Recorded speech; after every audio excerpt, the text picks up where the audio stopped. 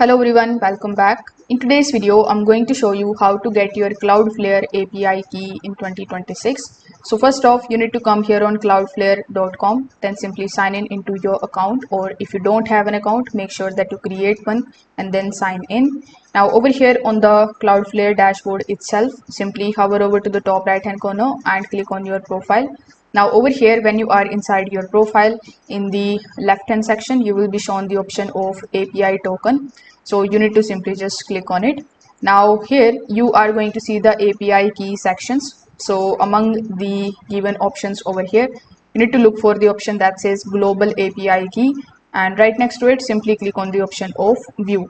Now this way Cloudflare is going to ask you to confirm your account's password before revealing the key. So you need to simply just verify it, enter your password, or either you can basically verify it with the verification code which is going to be sent on your email address. Now this way your global API key is going to be displayed afterwards, which you need to copy and store it somewhere secure.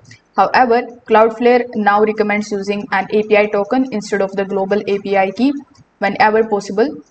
So API token is going to let you choose the specific permission and the resources, making them safer for most of the integrations. So in order to create one, you just have to stay on this particular API tokens page, and here simply click on the option of create token on the top right hand corner of the screen. Afterwards, you need to choose a template or create a custom token. Then you just have to simply click on the option of get started, and after that you need to select the required permission and resources, and then click on the option of continue to summary and click on the option of create token.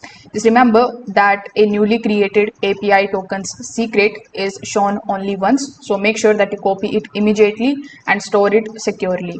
So that's how you can basically do it. If this video helped you out, make sure that you like this video and subscribe to the channel. Thanks for watching.